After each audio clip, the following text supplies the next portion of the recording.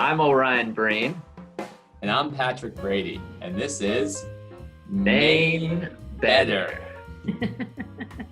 where we discuss community and connection for the Maine Better Transportation Association. Today we are with Chellie Pingree, who is running for re-election to the U.S. House of Representatives for the 1st District. Hello, Chellie. How are you today? I'm great. Thanks so much. Can you tell us a little bit about yourself and what issues you care about the most? Well, being a member of Congress, you have to care a little bit about everything, but of course we all have our favorites. For most of my life, I have one way or another operated an organic farm. So we run a small inn, a restaurant, and until this summer, we used to host 2 dinners a night in our barn with 100 people a night at the dinner. Now, obviously, that's a little bit different this summer. Agriculture and environmental issues have always sort of been my focus, although I'm, a small business owner, so the concerns that small business owners have, healthcare, pretty much everything is on the list. But I do live on an island. That's my home. I live on an island 12 miles offshore that's served by the state ferry service. So transportation of all forms is important to me, and particularly any transportation by water, we consider that our highway. Obviously, I use the highways too. So in Congress, I serve on the Appropriations Committee, but my focus is on the subcommittees of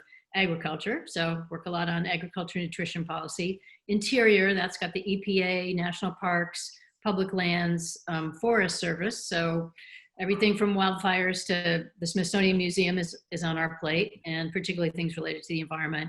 And then military construction and the VA. So Maine is a state with a very high population of veterans, and also military construction greatly impacts places like the Kittery Naval Shipyard or the Portsmouth Naval Shipyard, depending on how you look at it. Construction there is always really important to keep the yard updated and vital. So that's a little bit about me. I got 3 kids, and now as of 2 weeks ago, I have 5 grandchildren.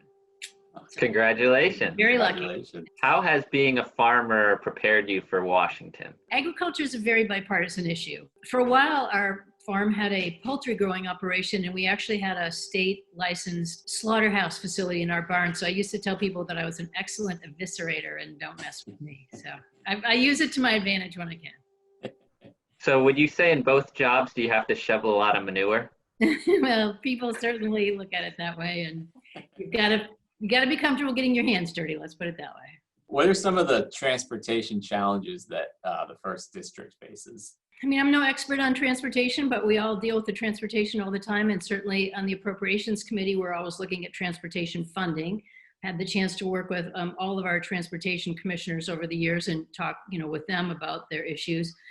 Aging infrastructure is probably number 1 in most states, and Maine has an awful lot of roads, bridges, infrastructure, particularly per capita. We're a big state, we're a rural state. We have a lot to maintain. Somewhere just under 15% of our bridges and infrastructure are in inadequate shape, which we all try not to think about when we're crossing a bridge. But we know how expensive that is. So I would say that, and funding for that, making sure that the federal funding is adequate for the state to do what they need to. I'm interested in all forms of transportation. So roads are primary because we're always going to be a state where people drive to work, drive products around the state, more than other places. We're not as dependent on mass transit as urban areas, but still we love our train.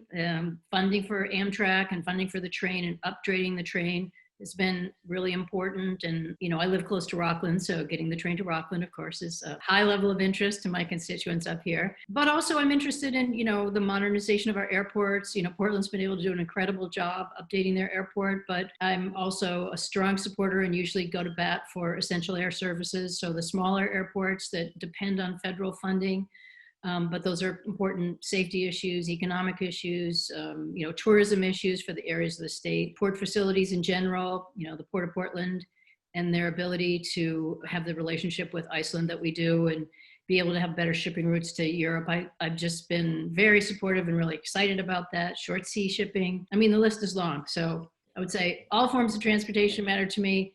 You can't represent a state like Maine without being acutely aware of our issues and honestly, just constantly fighting for the funding, making sure there aren't cuts, that states still have flexible funding. And then, someday, eventually we'll deal with the issue of, the gas tax and how we adapt, how we modernize that in an appropriate way that's fair, that works, but recognizes that we're going to have more and more electric cars as time goes on. And I, for one, drive a Chevy Volt and I don't have to pay any taxes. So, that's not fair.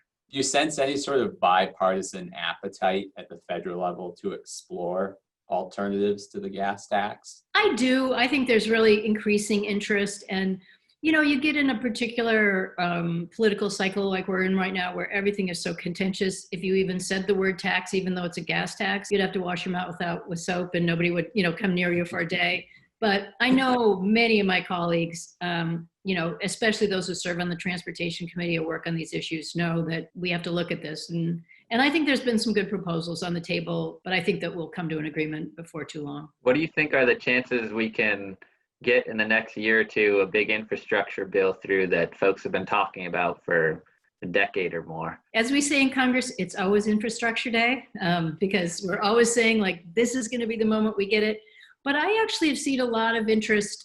We actually had a plan to put an infrastructure bill out and start working on it early midsummer.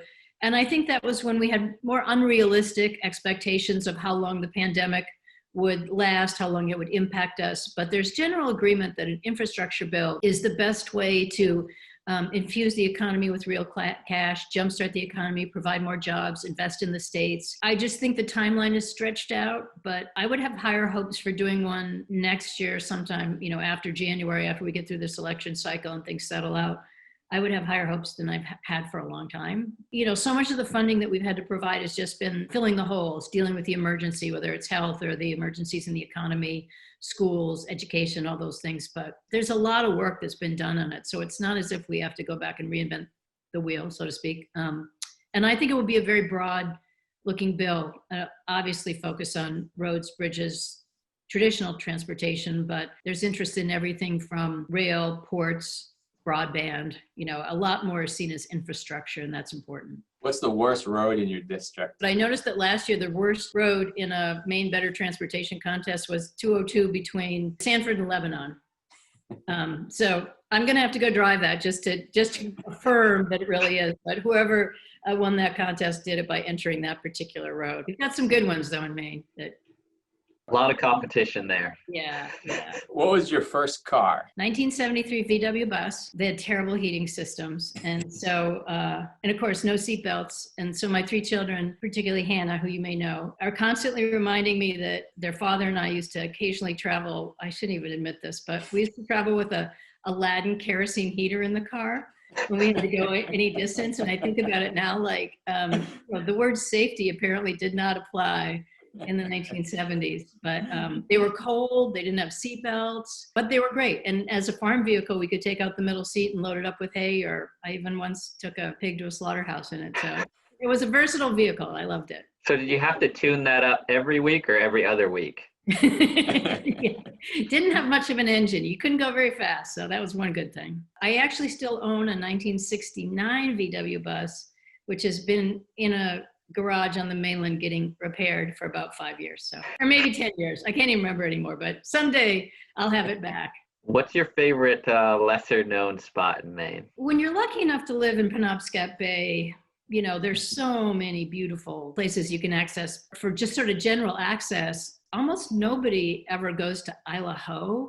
And it's part of Acadia National Park. It's easily accessible, and people crowd MDI, and understandably it's so beautiful up there. But I would say that, or any of the islands connected to the Main Island Trail system, which is also accessible to everybody. You can take a little outboard or kayak. What do you do when you're not campaigning? I love to have a garden. I love growing plants, so growing my own vegetables, cook, can, make pickles, all those kinds of things. Even in Washington, sometimes I have to bring a sewing project just to sort of balance the craziness. And I like anything outdoors. I love to kayak, boat, bicycle. So you were doing the canning and crafting before the pandemic made it cool.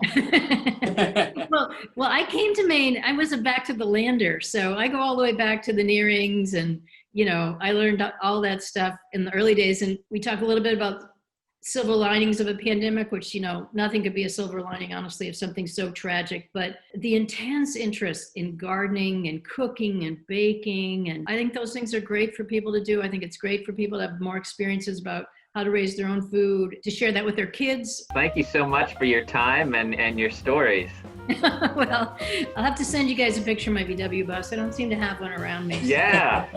Love to see it. Well, I appreciate what you guys do. Thank you for taking the time to to chat with me. Thank you, Great. Chellie, so much. Thank All you.